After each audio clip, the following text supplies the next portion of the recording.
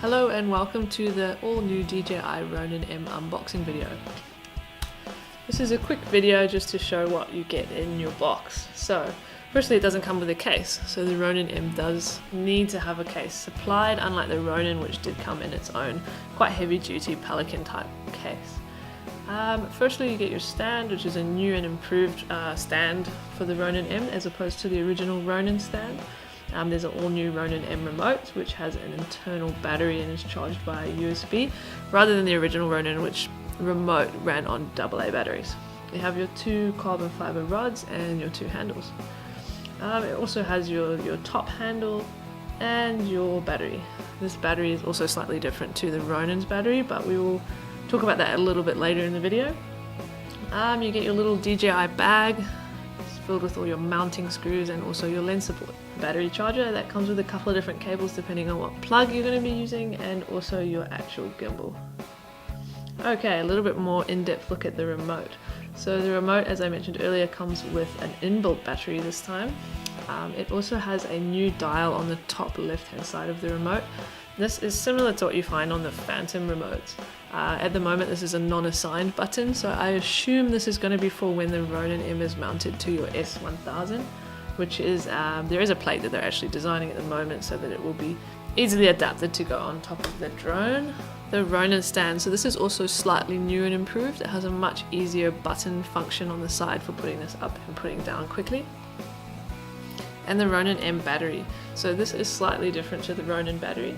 It still has the same functions where if you press the button once, it will show you your battery indicator, you press it and hold it and the Ronin M will turn on. It has a little plastic indent on the bottom, which is what differs it from the original Ronin battery. So you can't use the Ronin M batteries on the Ronin, but you can use the Ronin batteries on the Ronin M. The top handle, so this is a very lightweight handle that is kind of the center hub of all your connections. You mount both your carbon fiber rods into the sides and you still slide the Ronin on, similar to how you would the original Ronin. The actual gimbal itself is just a lot smaller. The dimensions make it more suitable to DSLR or Sony A7s or your GH4 type cameras. It still has your two D-tap or P-tap inputs, your USB input and your LB input on the back. Okay, so what comes in the Ronin bag? So you have your two Allen keys, which is exactly the same keys that came with the original Ronin. You have your lens support, again exactly the same as what came with the original Ronin. And then you have 2, 4, 6, 8 mounting screws. Okay, we'll do a really quick rundown of how you put it together. I won't go through the balancing in this video, but I'll do a very quick setup video for you. You don't actually have to take the stand apart like this. The reason I'm doing this is to show you how it does come apart. When you fold it up, you can fold it up without having to take the top handles off. So there's a new push buttons on the side which make it a lot easier to put it together. It also has a heightener button in the middle that is also an improvement on the original Ronin stand. So you just slot your two carbon fiber rods in and then twist on the plastic screw that is attached to the carbon fiber rod. Make sure these are done up tight, as if these fall off, it is going to drop your entire rig. Handles are very similar to the original Ronin's handles. Just slide them on the end and tighten them as per usual. Again, make sure these are done up quite tight. If you are going to go into overslung or underslung mode quickly, you don't want your handles to twist, as you can have them slide off or twist around when you're doing your different modes.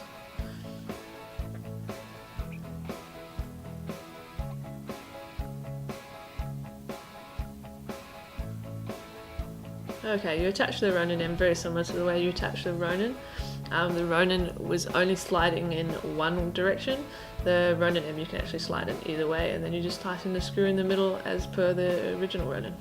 Battery, just loosen the side screws and slot in. As you can see, I'm just showing you the little indent that is on the Ronin M battery.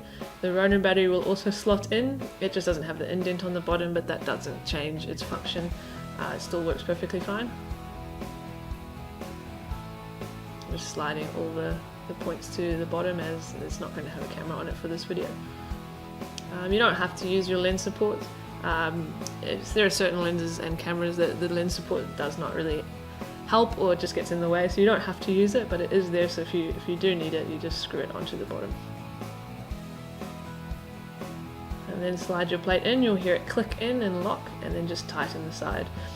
Just watch as you use your Ronin that the side that holds your plate in, just make sure that that's always tight. It does tend to come loose, and you'll need to use your little Allen key to tighten that from time to time. As it does come loose, it is quite scary, as you can lose your camera slide forward as you're balancing. Luckily there is that lock-in feature, but yeah, just be careful with your functions.